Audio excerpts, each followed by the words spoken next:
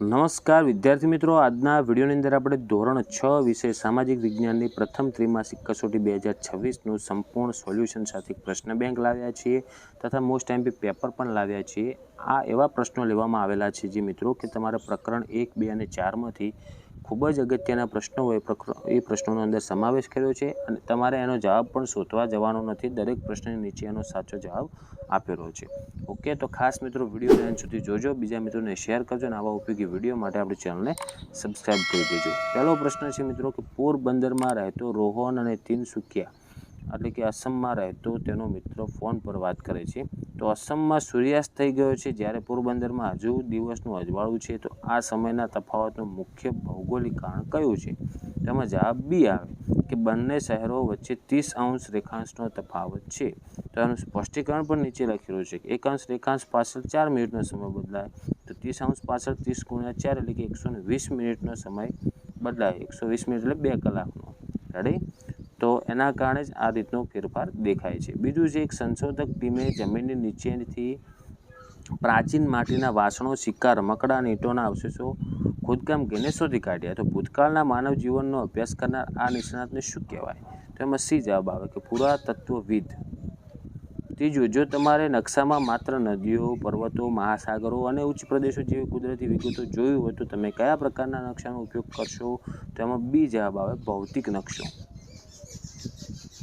આગળ ચોથો પ્રશ્ન આપેલો છે કે પૃથ્વી પરનો કયો ખંડ સંપૂર્ણપણે બરફથી આચ્છાદિત છે અને જ્યાં ભારતે દક્ષિણ ગંગોત્રી નામનું વૈજ્ઞાનિક બેઝ સ્ટેશન સ્થાપ્યું છે? તો એમાં બી જવાબ આવશે એન્ટાર્કટિકા। પાંચમું, કોઈ દરિયાઈ જહાજ પશ્ચિમ તરફ મુસાફરી કરતા 180 રેખાંશ પર આવેલી આંતરરાષ્ટ્રીય દિનાંતર રેખા ઓળંગે છે, તો આ પરિસ્થિતિમાં કેપ્ટનને તારીખ અને વારમાં શું ફેરફાર કરવો પડશે?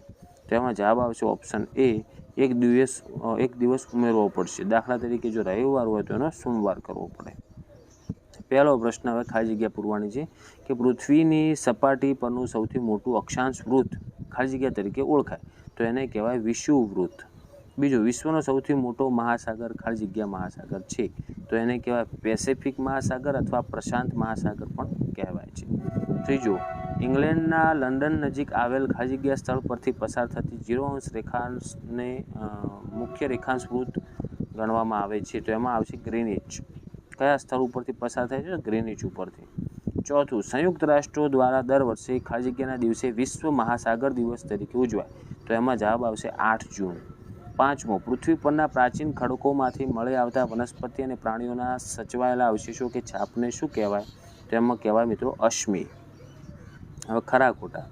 પહેલું, અક્ષાંશની તમામ સમાંતર રેખાઓની લંબાઈ એક સરખી હોય છે, તો ખોટું આવે, કારણ કે વિષુવવૃત્ત સૌથી મોટું છે, ધ્રુવો તરફ જતા અક્ષાંશ વૃત્ત નાના થતા જાય છે। બીજું, ભારતીય પ્રમાણ સમય ગ્રીનવિચ મીન ટાઈમ કરતાં 5 કલાક અને 30 મિનિટ આગળ છે, તો આ ખરું આવે। ત્રીજું, પ્રાચીન ભારતમાં ખગોળશાસ્ત્રીય ગણતરી માટે ઉજ્જૈનમાંથી પસાર થતી મધ્યરેખાને મુખ્ય સંદર્ભ માનવામાં આવતી, તો આ પણ ખરું આવે। ચોથું, ગ્રીનલેન્ડ એ વિશ્વનો સૌથી મોટો ખંડ છે, તો ખોટું, કારણ કે એ સૌથી મોટો ટાપુ છે, ખંડ છે નહીં। પાંચમું, ઇતિહાસમાં BCE એટલે કે બિફોર કોમન એરા સામાન્ય સંવત પૂર્વના સમયગાળા માટે વપરાય છે, તો ખરું। જોડકા જોડવાના છે। પહેલું છે લક્ષદ્વીપ ટાપુઓ, તો એમાં બી જવાબ આવે કે અરબી સમુદ્રમાં આવેલો ભારતીય દ્વીપ સમૂહ। બીજું છે ગ્રીનલેન્ડ, તો એમાં એ જવાબ આવે કે વિશ્વનો સૌથી મોટો ટાપુ। ત્રીજું છે આંતરરાષ્ટ્રીય દિનાંતર રેખા, તો એમાં સી જવાબ આવે 180° રેખાંશ વૃત્ત એટલે કે વાંકી ચૂંકી રેખા। ચોથું છે EHK, તો એમાં જવાબ આવે ઓપ્શન ઈ કે ઇતિહાસ એ ભૂતકાળ અને વર્તમાન વચ્ચેનો અનંત સંવાદ છે। અને પાંચમું છે ભૂસ્તરશાસ્ત્રી, તો એમાં જવાબ આવશે એફ કે પૃથ્વીના ભૌતિક સ્વરૂપો, માટી અને ખડકોનો અભ્યાસ। પછી આગળ આપણે ટૂંકા ઉત્તરો આપેલા છે કે નકશાના મુખ્ય 3 ઘટકો કયા? તો એક તો અંતર, દિશા અને રૂઢ સંજ્ઞાઓ। બીજું, પૃથ્વીને વાદળી ગ્રહ શા માટે કહેવામાં આવે છે? તો પૃથ્વીનો સપાટીનો લગભગ 3/4 એટલે કે 71% ભાગ પાણીથી ઘેરાયેલો હોવાથી અવકાશમાંથી જોતા પૃથ્વી વાદળી રંગની દેખાય છે, આથી તેને વાદળી ગ્રહ પણ કહેવામાં આવે છે। ત્રીજું છે પ્રમાણમાપ એટલે શું? તો જો પ્રમાણમાપ એટલે નકશા પરના કોઈપણ 2 બિંદુઓ વચ્ચેનું અંતર અને જમીન પરના 30 બિંદુઓ વચ્ચે વાસ્તવિક અંતર વચ્ચેનો ગુણોત્તર। હવે ચોથો પ્રશ્ન છે પુરાતત્વવિદ એ અને જીવાશ્મ વિજ્ઞાની વચ્ચેના મુખ્ય તફાવત જણાવો. તો આનો સ્ક્રીનશોટ લો અને જવાબ લખજો. પછી વ્યાખ્યા આપવાની છે દ્વીપ. તો ચારે બાજુથી પાણીથી ઘેરાયેલ જમીનના નાના ભૂમિભાગને દ્વીપ એટલે કે ટાપુ કહે છે. બીજું છે ગ્રીડ. તો પૃથ્વીના ગોળા અથવા નકશા પર અક્ષાંશ વૃત્તો અને રેખાંશ વૃત્તો એકબીજાને છેદીને જે કાલ્પનિક ચોકઠા કે જાળી બનાવે તેને ગ્રીડ કહે છે. કારણો અને ટૂંક નોંધો. તો પહેલું છે લંડનમાં બપોરે 12 વાગ્યા હોય ત્યારે ભારતમાં સાંજના 5:30 વાગ્યા હોય છે. કારણ આપો. તો જો નીચે આખો જવાબ લખેલ છે, સ્ક્રીનશોટ પાડી લેજો. બીજું છે આંતરરાષ્ટ્રીય દિનાંતર રેખાને સીધી દોરવાને બદલે વાંકી ચૂંકી દોરવામાં આવે છે. કારણ આપો. તો એનો પણ નીચે જવાબ આપેલો છે. પહેલું છે ટૂંક નોંધ આવી છે કે મહાસાગરોનું માનવ જીવન અને પર્યાવરણમાં મહત્વ.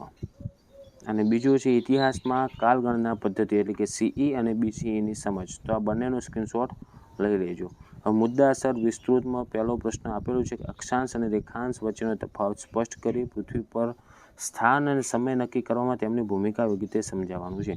તો બંનેનો તફાવત અને સ્થાન નક્કી કરવા અને ભૂમિ અને સમય નક્કી કરવાનું. નીચે બધી સમજૂતી જવાબ સાથે આપેલી છે, તો તમારે એકવાર વાંચી નાખવાનો, સ્ક્રીનશોટ લઈ લો. 5મો પ્રશ્ન છે કે મહાસાગરોમાં આવતી કુદરતી આપત્તિઓ એટલે કે સુનામી છે, ચક્રવાત છે, એના વિશે વર્ણન કરવાનું. અને 2004ની સુનામી હોનારત અને માનવ જીવન સુરક્ષા માટે આપત્તિ વ્યવસ્થાપનનું મહત્ત્વ જણાવો. તો સંપૂર્ણ જવાબ નીચે આપેલો છે. ઓકે મિત્રો, તો આ થઈ ગયું આપણે મિત્રો ધોરણ 6 વિષય સામાજિક વિજ્ઞાનના જે પ્રકરણ તમારે લેવાના છે એની અંદરથી પણ અગત્યના મોસ્ટ એમપી પ્રશ્નો અને એનું સોલ્યુશન જવાબ સાથે આપણે કરેલું છે. તો આશા રાખું છું મિત્રો કે વિડીયો તમને ઉપયોગી બન્યો હશે. તો વિડીયોને લાઇક કરો, બીજા મિત્રોને શેર કરો અને આવા ઉપયોગી વિડીયો માટે આપણી ચેનલને સબસ્ક્રાઈબ કરી દેજો. હવે મળીશું મિત્રો આપણે નેક્સ્ટ વિડીયોમાં. Thank you so much for watching my videos. Thank you so much.